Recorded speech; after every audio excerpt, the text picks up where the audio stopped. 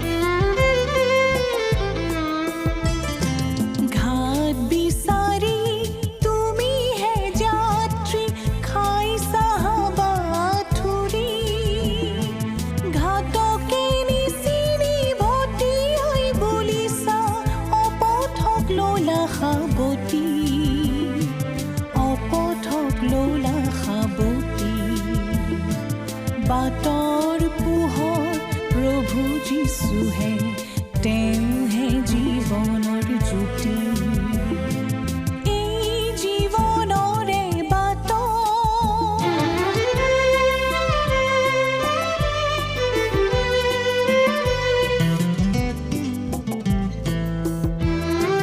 বাট হেৰুৱা যিকোনো পথিকে যীশুতে নিজকে সপে। যিশুৰ বাক্যই বাট দেখুৱাই ঠিকনা ওচৰ চাপে। জটিল জীৱন শিথিল কৰি যদিহে যিশুক দিয়া, শান্তিৰ কোমৰে শান্তি আনিব, জোৰ পৰিব হিয়া, জোৰ পৰিব হিয়া। জনসমুদ্ৰৰ একাকী যাত্ৰাত যিশুহে ডগৰীয়া। এই জীৱনৰে বাটত মন পিছলোৱা ঘাটত কঁপিছে হিয়া যদি, খোজতে পৰিছে জ্যোতি, এন্ধাৰকে কৰি বাট। নমস্কাৰ। খ্ৰীষ্টীয় বিশ্বাসী ভাই ভনীসকললৈ বিশেষভাৱে প্ৰস্তুত কৰা আমাৰ এই বাইবেল অধ্যয়নৰ ধাৰাবাহিক অনুষ্ঠান ভক্তি বচনলৈ আপোনালোক সকলোকে উষ্ম আদৰণি জনাইছোঁ।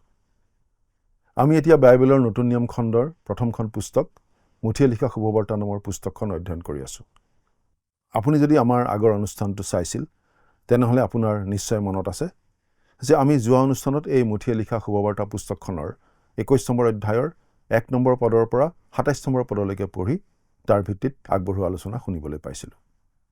আজিৰ অনুষ্ঠানত আমি মুঠিয়ে লিখা শুভবাৰ্তাৰ 21 নম্বৰ অধ্যায়ৰ 28 নম্বৰ পদৰ পৰা 22 নম্বৰ অধ্যায়ৰ 22 নম্বৰ পদলৈকে পঢ়ি তাৰ ভিত্তিত আলোচনা আগবঢ়াম। প্ৰথমতে পাঠ কৰি দিম 21 নম্বৰ অধ্যায়ৰ 28 নম্বৰ পদৰ পৰা 31 নম্বৰ পদলৈকে। কিন্তু তোমালোকৰ মনে কি ধৰে? কোনো এজন মানুহৰ দুজন পুতেক আছিল। তেওঁ প্ৰথমজনৰ ওচৰলৈ গৈ ক'লে, বোপা, তুমি আজি দ্ৰাক্ষাবাৰীত কাম কৰাগৈ। তাতে তেওঁ উত্তৰ দিলে, মই নাযাওঁ। কিন্তু পাছে মনত খেদ পাই গ'ল। দ্বিতীয়জনৰ ওচৰলৈকো গৈ সেই একেদৰে ক'লে। তাতে তেওঁ উত্তৰ দিলে, যাওঁ পিতা, তথাপি নগ'ল। এই দুয়োৰো মাজত পিতাকৰ ইচ্ছা কোনজনে পালন কৰিলে? তেওঁলোকে ক'লে, প্ৰথমজনে। যীশুৱে তেওঁলোকক ক'লে, মই তোমালোকক স্বৰূপকৈ কওঁ, কৰ তোলা আৰু বেশ্যাবোৰ তোমালোকৰ আগেয়ে ঈশ্বৰৰ ৰাজ্যত সোমাব। কিয়নো জোহন ধৰ্মপথে তোমালোকৰ ওচৰলৈ আহিল, তথাপি তোমালোকে তেওঁত বিশ্বাস নকৰিলা। কিন্তু কৰ তোলা আৰু বেশ্যাবোৰে তেওঁত বিশ্বাস কৰিলে। তোমালোকে তাক দেখিও পাছত বিশ্বাস কৰিবলৈকো অনুতাপ নকৰিলা। আপোনাৰ হয়তো মনত আছে যে আমি আগৰ অনুষ্ঠানটোৰ আলোচনাৰ শেষৰ ফালে প্ৰভু যীশুৰ বাকপটুতাৰ কথা দেখিবলৈ পাইছিলোঁ। ধৰ্মীয় নেতাসকলে প্ৰশ্ন সুধি যীশুক বিমূৰত পেলোৱাৰ যি পাং পাতিছিল, যীশুৱে সেই প্ৰশ্নৰ ওপৰত ওলোটাই প্ৰশ্ন কৰি কিদৰে ধৰ্মীয় নেতাসকলক বিমূৰত পেলাইছিল সেই কথা আমি দেখিবলৈ পালোঁ। এতিয়া আমি আজিৰ এই শাস্ত্ৰাংশটিৰ ফালে মন দিওঁ। আজিৰ অধ্যয়নৰ প্ৰথমতেই আমি এই যি দৃষ্টান্তটো পাইছোঁ, সেই দৃষ্টান্তটো সেই ধৰ্মীয় নেতাসকলৰ প্ৰতি এক প্ৰচণ্ড ইটিকিং স্বৰূপ আছিল বুলি আমি সকলোৱে বুজি পাইছোঁ। যীশুৱে তেওঁলোকক সেই দ্বিতীয়জন পুত্ৰৰ সৈতে ৰিজাইছে, যিজনে তেওঁৰ পিতাকৰ কথামতে কাম কৰিম বুলি তৎক্ষণাত কৈছিল, কিন্তু কৰা নাছিল। এই ধৰ্মীয় নেতাবিলাকৰ তুলনাত কৰ তোলা আৰু বেশ্যাবিলাকেই বেছি ভাল বুলি প্ৰভু যীশুৱে কৈছে। এই দৃষ্টান্তটো আমাৰ বৰ্তমান সময়ৰ সৈতে খুব ভালদৰে খাপ খায় বুলি আমি ক'ব পাৰোঁ। আজি অনেক লোকে মণ্ডলীৰ উপাসনাত নিয়মিতভাৱে সপ্তাহে সপ্তাহে যোগদান কৰে আৰু আনৰ আগত নিজকে খুব ধাৰ্মিক দেখুৱায়। তেওঁলোকে নিজকে খ্ৰীষ্টীয় বিশ্বাসী বুলি ভাবে, কিন্তু আচলতে তেওঁলোকৰ সেই ধাৰণা ভুল, কাৰণ তেওঁলোক আচলতে খ্ৰীষ্টীয় বিশ্বাসী নহয়েই।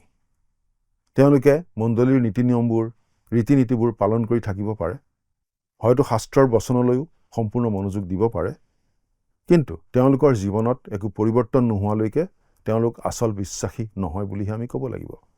কাৰণ অন্তৰৰ বিশ্বাস কাৰ্যৰ মাজেৰে প্ৰকাশ পাবই লাগিব। এতেকে কোনো যদি খ্ৰীষ্টত আছে, তেন্তে তেওঁ নতুন সৃষ্টি। পুৰণিবোৰ লুপ্ত হ'ল, চোৱা নতুন হ'ল। বাইবেলৰ 2 কৰিন্থিয়া 5 নম্বৰ অধ্যায়ৰ 17 নম্বৰ পদত এনেদৰে লিখা আছে। অনেক কৰ তোলা আৰু বেশ্যাই নিজ নিজ পাপ স্বীকাৰ কৰিছিল আৰু পৰিত্ৰাণ গ্ৰহণ কৰিবলৈ খ্ৰীষ্টৰ ওচৰলৈ আহিছিল। তেওঁলোক পলমকৈ হ'লেও আহিছিল। প্ৰথমতে তেওঁলোকে ঈশ্বৰৰ কথালৈ গুৰুত্ব নিদি নিজ পথেৰে চলি আছিল, কিন্তু পাছত তেওঁলোকে অনুতাপ কৰি তেওঁৰ ওচৰলৈ আহিছিল আৰু তেওঁ তেওঁলোকক ক্ষমাদান কৰি গ্ৰহণ কৰিছিল। সেই ধৰ্মীয় নেতাসকলৰ ভিতৰখন আছিল ফোপোলা। তেওঁলোকে বাহ্যিক সাজ সজ্জাৰ আনক দেখুৱাই পালন কৰি থকা এক আনুষ্ঠানিকতাহে পালন কৰি আছিল। যেতিয়া এজন ব্যক্তিয়ে যীশুখ্ৰীষ্টক নিজৰ ত্ৰাণকৰ্তা বুলি গ্ৰহণ কৰে, তেতিয়া তেওঁৰ ভিতৰ ফালটোত কেৱল নতুনকৈ ৰং দিয়াৰ নিচিনা নহয়, তেওঁক একেবাৰে নতুন কৰা হয়। তেওঁ এগৰাকী সম্পূৰ্ণ নতুন ব্যক্তি হৈ পৰে। এতিয়া এওঁলোকে মনোযোগ দি থকাৰ সময়তে প্ৰভু যীশুৱে এওঁলোকক আন এটা দৃষ্টান্ত দিছে। এই দৃষ্টান্তটোত গৃহস্থজনে বুজাইছে পিতৃ ঈশ্বৰক, আৰু ইয়াত পুত্ৰজন হৈছে প্ৰভু যীশুখ্ৰীষ্ট। খেতিয়কবিলাক হৈছে ইছৰাইলৰ এখন প্ৰতিচ্ছবি। পাঠ কৰি দিম 33 পৰা একেবাৰে 38 নম্বৰ পদ। আৰু এটা দৃষ্টান্ত শুনা। এজন গৃহস্থ আছিল। তেওঁ দ্ৰাক্ষাবাৰী পাতি তাৰ চাৰিওফালে বেৰা দি মাজত পেৰাশাল পাতি টঙিও সাজিলে আৰু খেতিয়কবিলাকৰ হাতত গতাই দি আন দেশলৈ গ'ল।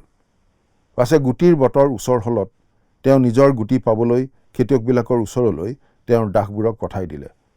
কিন্তু খেতিয়কবিলাকে তেওঁৰ দাসবোৰক ধৰি এজনক কোবালে, এজনক বধ কৰিলে, এজনক শিল দলিয়াই মাৰিলে।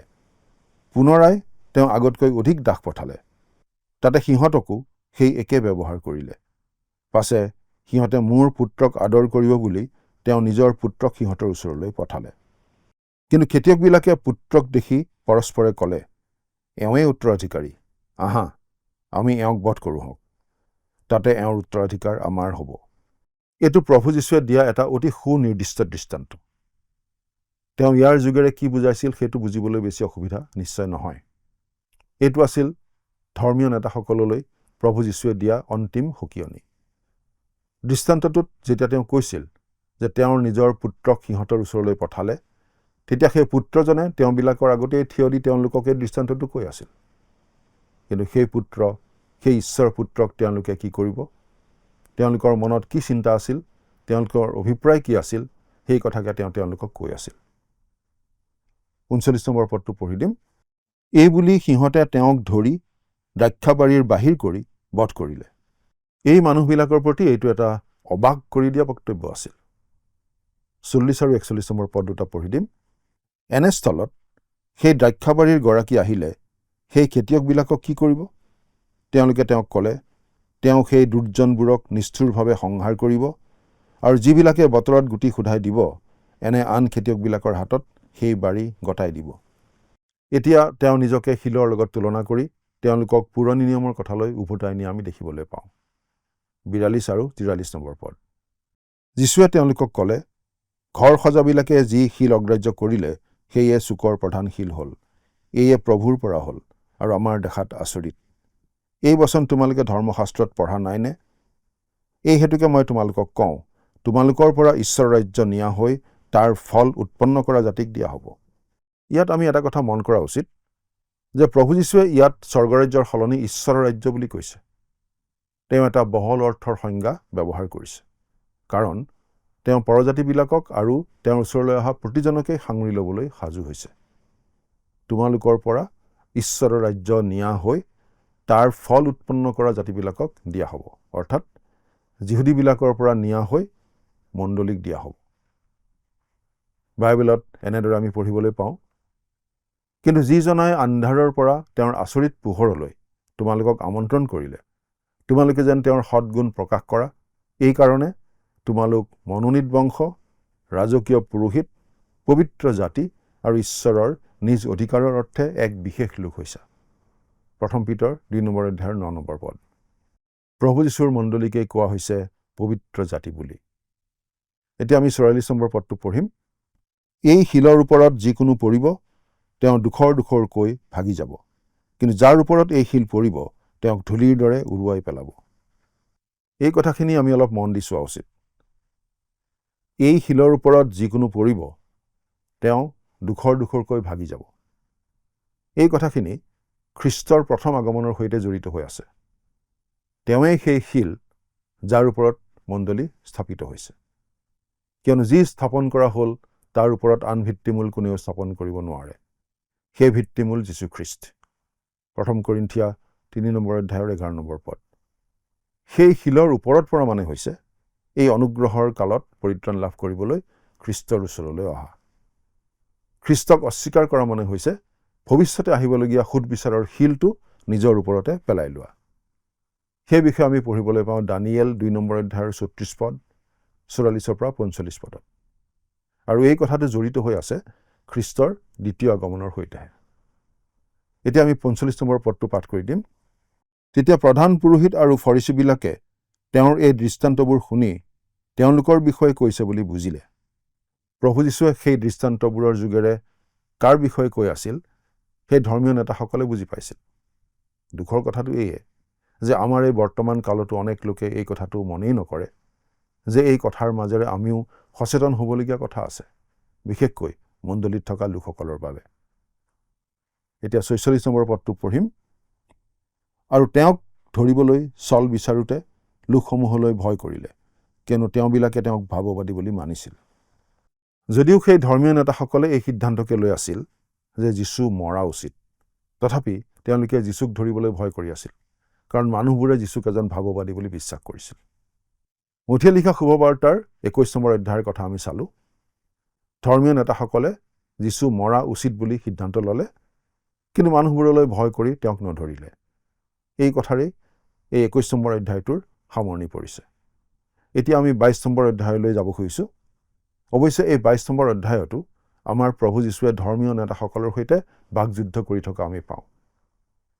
প্ৰথমতে প্ৰভু যীশুৱে তেওঁলোকক বিয়াৰ ভোজৰ আয়োজন কৰা ৰজা এজনৰ দৃষ্টান্ত এটা দিছে, আৰু এইটো আছিল তেওঁ প্ৰধান পুৰোহিত আৰু বৃদ্ধসকললৈ দিয়া উত্তৰৰ নিচিনা, যিটো আগৰ অধ্যায়ৰ পৰাই চলি আছে। আজি আমি বাস কৰি থকা এই কালছোৱাৰ বাবে প্ৰভু যীশুৱে দিয়া মহান দৃষ্টান্তবোৰৰ ভিতৰত এইটো এটা অতি গুৰুত্বপূৰ্ণ দৃষ্টান্ত। পাঠ কৰি দিম 22 নম্বৰ অধ্যায়ৰ 1 নম্বৰ পদ। পাছে যীশুৱে উত্তৰ দি আকৌ দৃষ্টান্তেৰে তেওঁলোকক ক'লে যে ইয়াত আমি আকৌ শব্দটোলৈ মন কৰিব পাৰোঁ। এই সৰু শব্দটোৱে আমাক এই কথাটোৱে জনাইছে যে প্ৰভু যীশু এতিয়া 21 নম্বৰ অধ্যায়ৰ 23 নম্বৰ পদত আৰম্ভ কৰা প্ৰধান পুৰোহিত আৰু বৃদ্ধ লোকসকলক উদ্দেশ্য কৰা কথাখিনি শেষ কৰা নাই। তেওঁলোকক কৈ আছে 2 নম্বৰ পদ, স্বৰ্গৰাজ্যৰ তুলনা এনে এজন ৰজাৰ লগত দিয়া যায় যিজনে তেওঁৰ পুতেকৰ বিয়াৰ উৎসৱ পাতি নিমন্ত্ৰিতবিলাকক সেই উৎসৱলৈ মাতিবলৈ। সেই ৰজাজন হৈছে পিতৃ ঈশ্বৰ আৰু তেওঁৰ পুত্ৰজন হৈছে প্ৰভু যীশু। প্ৰভু যীশুৱে আগৰ দুটা দৃষ্টান্তত ব্যৱহাৰ কৰা ঈশ্বৰৰ ৰাজ্যৰ পৰিৱৰ্তে ইয়াত স্বৰ্গৰাজ্যৰ কথাটোলৈ ঘূৰি আহিছে। এই দৃষ্টান্তটো মঠি 13 নম্বৰ অধ্যায়ৰ দৃষ্টান্তটোৰ সমান্তৰাল, কিন্তু ইয়াত এই যুগ কেনেকৈ আৰু কিয় আৰম্ভ হৈছিল তাৰ ওপৰত গুৰুত্ব দিয়া হৈছে, যুগৰ সমাপ্তিৰ ওপৰত নহয়, যিটো আমি মঠি 13 নম্বৰ অধ্যায়ত দেখিছিলোঁ। এতিয়া 3 নম্বৰ পদটো পঢ়ি দিম। তেওঁৰ দাসবোৰক পঠাই দিলে, কিন্তু তেওঁলোক আহিবলৈ মন নকৰিলে। নিমন্ত্ৰিত লোকবিলাকক সেই উৎসৱলৈ মাতিবলৈ দাসবোৰক পঠাই দিলে। কাক নিমন্ত্ৰণ কৰা হৈছিল? ইছৰাইলৰ বংশৰ হেৰুৱা মেয়াৰবোৰক। আমাৰ প্ৰভুৱে তেওঁলোকৰ ওচৰলৈ তেওঁৰ পাচনিকসকলক পঠিয়াইছিল। এই কথাটো আমাৰ নিশ্চয় মনত আছে। আৰু পুৰণি নিয়মৰ দিনত ভাৱবাদীসকল ঈশ্বৰৰ পৰা অহা দাসস্বৰূপ আছিল। 4 নম্বৰ পদ, পুনৰাই তেওঁ আন দাসবোৰক এই আদেশ দি পঠালে, নিমন্ত্ৰিতবিলাকক কওঁগৈ, চোৱা, মোৰ ভোজ যুগুত কৰিলোঁ, মোৰ বলদ আদি হৃষ্টপুষ্ট পশু মৰা হৈছে আৰু সকলো যুগুত হ'ল, তোমালোক বিয়াৰ উৎসৱলৈ আহা। সেই নিমন্ত্ৰণৰ প্ৰতি নিমন্ত্ৰিত অতিথিসকলৰ সঁহাৰি কি আছিল? 5 আৰু 6 নম্বৰ পদ, কিন্তু তেওঁলোকে অৱহেলা কৰি গুচি গ'ল, কোনোৱে নিজৰ খেতিলৈ আৰু কোনোৱে নিজৰ বেহা বেপাৰলৈ, আৰু অৱশিষ্টবোৰে তেওঁৰ সেই দাসবোৰক ধৰি অপমান কৰি বধ কৰিলে। এইটো আছিল ইছৰাইল জাতিয়ে ঈশ্বৰৰ আমন্ত্ৰণক প্ৰত্যাখ্যান কৰা কাৰ্য। তেওঁলোকে তেওঁৰ দূতসকলক, ভাৱবাদীসকলক হত্যা কৰিছিল, যাৰ মাজত আছিল স্বয়ং প্ৰভু যীশুখ্ৰীষ্ট। 7 নম্বৰ পদ, তাতে ৰজাই খং উঠি তেওঁৰ সৈন্যবিলাকক পঠাই সেই নৰবধীবোৰক সংহাৰ কৰি সিহঁতৰ নগৰখন পুৰি পেলালে। এয়া নিঃসন্দেহে 70 চনত ৰোমিয়া সেনাপতি তীতৰ দ্বাৰা জেৰুচালেম ধ্বংস কৰাৰ কথা কোৱা হৈছে। 8 নম্বৰ পদ, তেতিয়া তেওঁৰ দাসবোৰক ক'লে, বিয়াৰ ভোজ যুগুত হৈ আছে, কিন্তু নিমন্ত্ৰিতবিলাক যোগ্য নাছিল।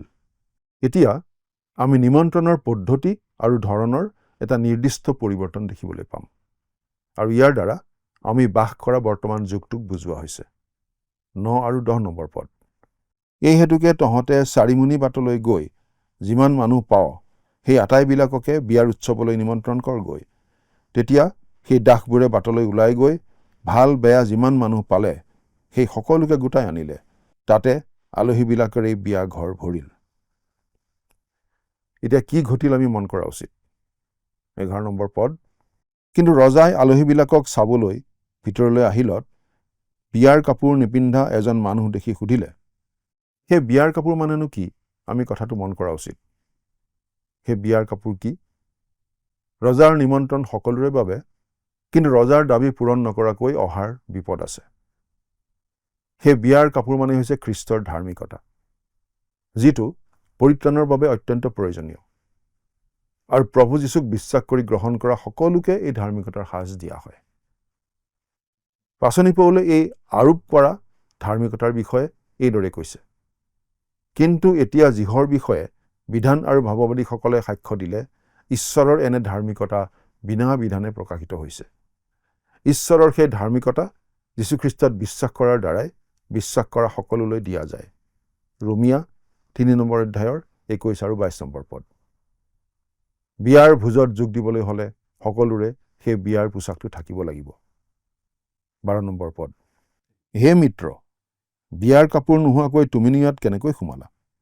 তাতে তেওঁ অবাক হ'ল। কথাটো মন কৰকচোন, তেওঁ অবাক হৈ পৰিছিল, বাকৰুদ্ধ হৈ পৰিছিল। অৰ্থাৎ বিয়াৰ ভোজত বহিবলৈ বিয়াৰ কাপোৰ যে পিন্ধিব লাগে তেওঁ জনাই নাছিল। কিছুমান লোকে এনেদৰে কয় যে তেওঁলোকে আন কাৰো সহায় লোৱাৰ প্ৰয়োজন নাই, কোনো পৰিত্ৰাতাৰ প্ৰয়োজন নাই, তেওঁলোকে নিজে ঈশ্বৰৰ আগত থিয় হোৱাৰ সুযোগটো ল'ব। ঈশ্বৰৰ আগলৈ নিজৰ ধাৰ্মিকতাৰেই তেওঁলোক ঈশ্বৰৰ আগলৈ যাব।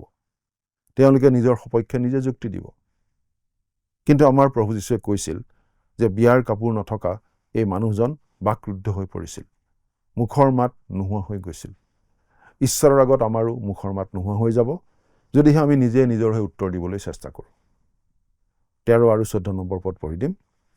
তেতিয়া ৰজাই তেওঁৰ পৰিচাৰকবোৰক ক'লে, ইয়াক হাতে ভৰি বান্ধি বাহিৰৰ আন্ধাৰত পেলাগৈ, তাতে ক্ৰন্দন আৰু দাঁত কৰচনি হ'ব, কিয়নো নিমন্ত্ৰিত লোক অনেক কিন্তু মনোনীত লোক তাকৰ। কোনো এজন লোকে বিয়াৰ কাপোৰ গ্ৰহণ কৰে নে নকৰে সেয়া মানুহজনৰ ওপৰত নিৰ্ভৰশীল। সেইটো মানুহৰ ব্যক্তিগত সিদ্ধান্তৰ কথা।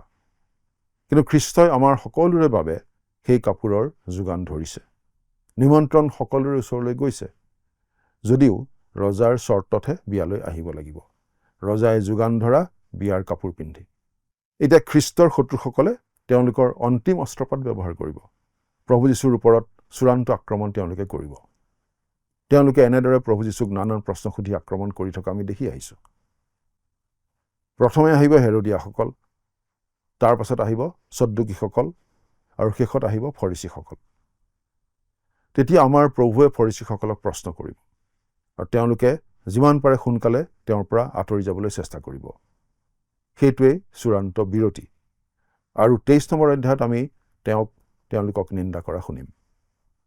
হেৰোদিয়াসকলে কৈশৰক কৰ দিয়াৰ প্ৰশ্নটোলৈ আহিব, সদ্দুকীসকলে পুনৰুত্থানৰ বিষয়ে এটা প্ৰশ্নলৈ আহিব আৰু ফৰিচীসকলে বিধানৰ প্ৰধান আজ্ঞাৰ বিষয়ে তেওঁলোকৰ প্ৰশ্নলৈ আহিব। আমাৰ প্ৰভুৱে এই লোকসকলক যি আচৰিত ধৰণে উত্তৰ দিছে সেইটো আমি দেখিবলৈ পাম।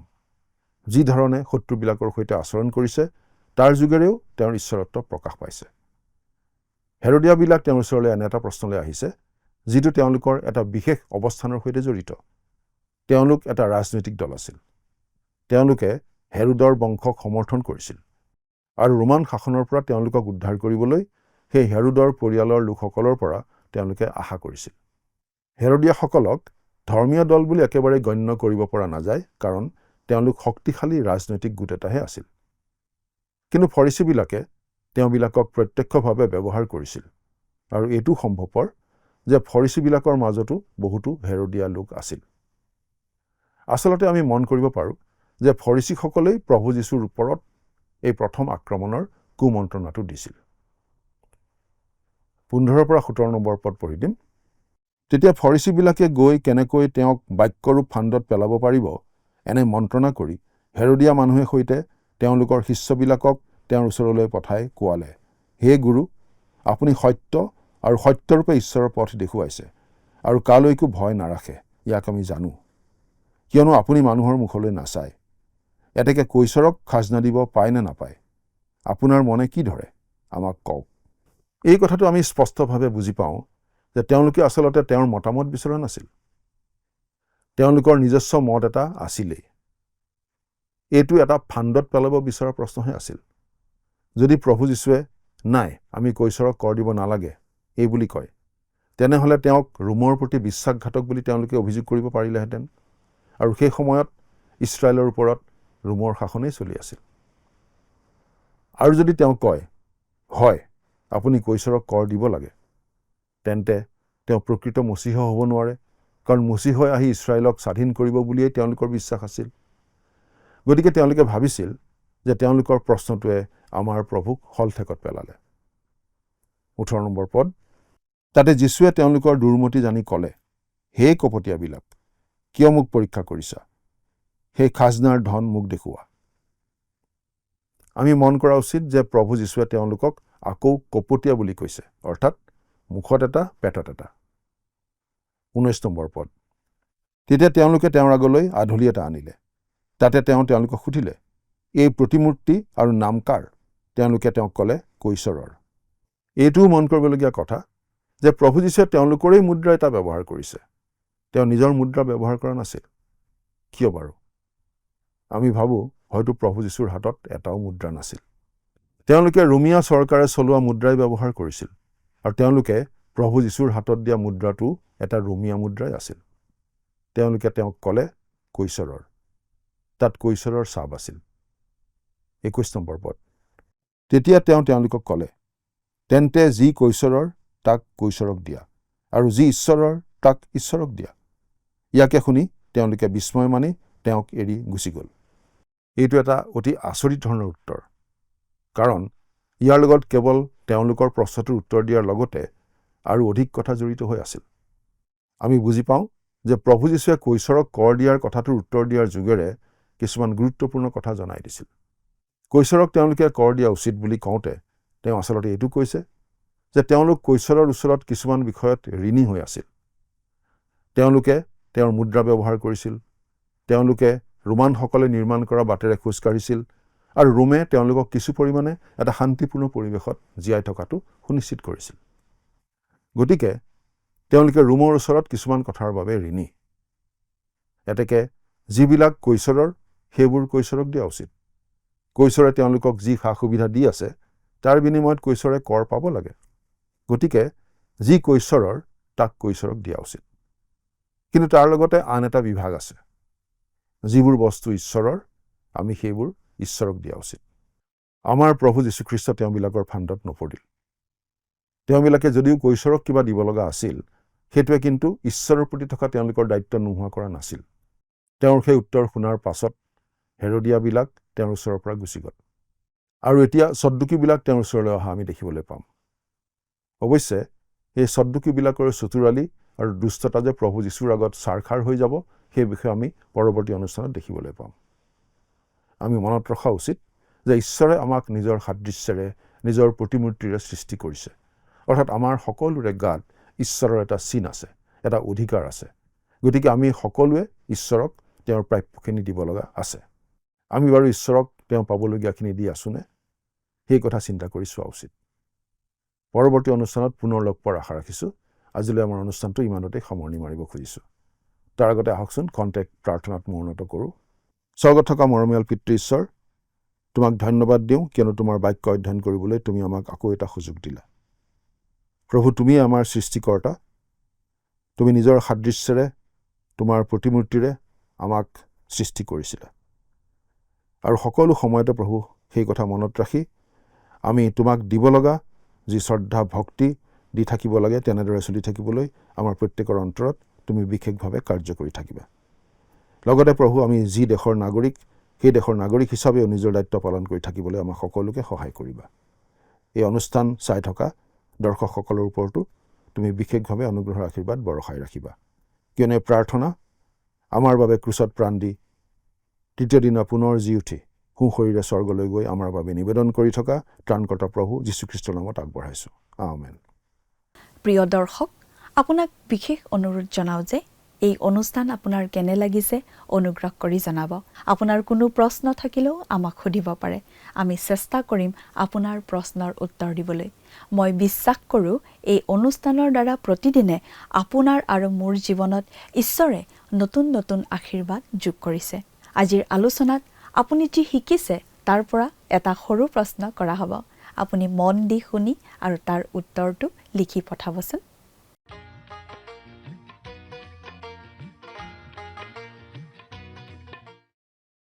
যোৱা অনুষ্ঠানত প্ৰচাৰিত প্ৰশ্নটিৰ শুদ্ধ উত্তৰ হৈছে অপশ্যন বি, ইছৰাইল জাতিক।